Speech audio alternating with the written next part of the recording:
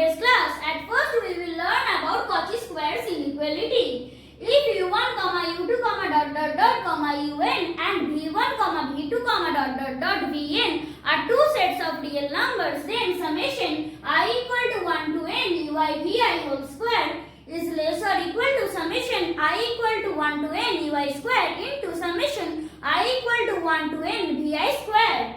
Now we shall learn about Minkowski's inequality. So if u1, u2, un and v1, v2, vn are two sets of real numbers, then summation I equal to 1 to n ui plus vi whole square whole to the power half is less or equal to summation I equal to 1 to n ui square whole to the power half plus summation I equal to 1 to n vi square whole to the power half. Now we shall read what is given in the definition. So let x, dx and y, dy be two matrix spaces. Then a matrix D can be introduced on x cross y defined by d of x, y equal to max of dx of x1, x2, dy of y1, y2 for all x equal to x1, x2 and y equal to y1, y2 in x cross y.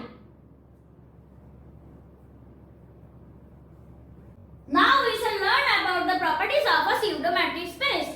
So what is the difference between a matrix space and a pseudo-matrix space? So all the other properties are same, but here is the difference lies. X equal to y implies d of x, y equal to 0, but d of x, y equal to 0 does not imply that x equal to y. So clearly every matrix is a pseudo-matrix space, but not conversely. Now we shall solve this question.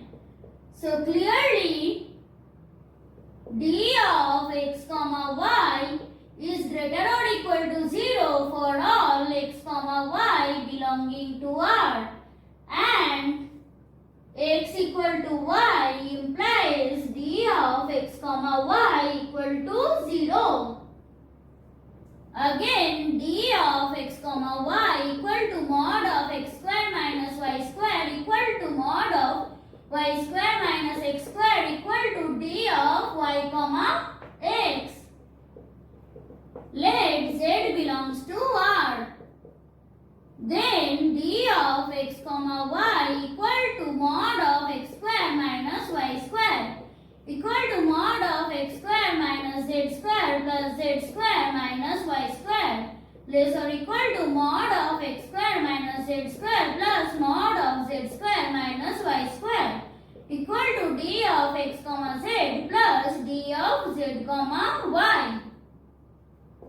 Since d satisfies all the properties of a pseudo matrix, D is a pseudo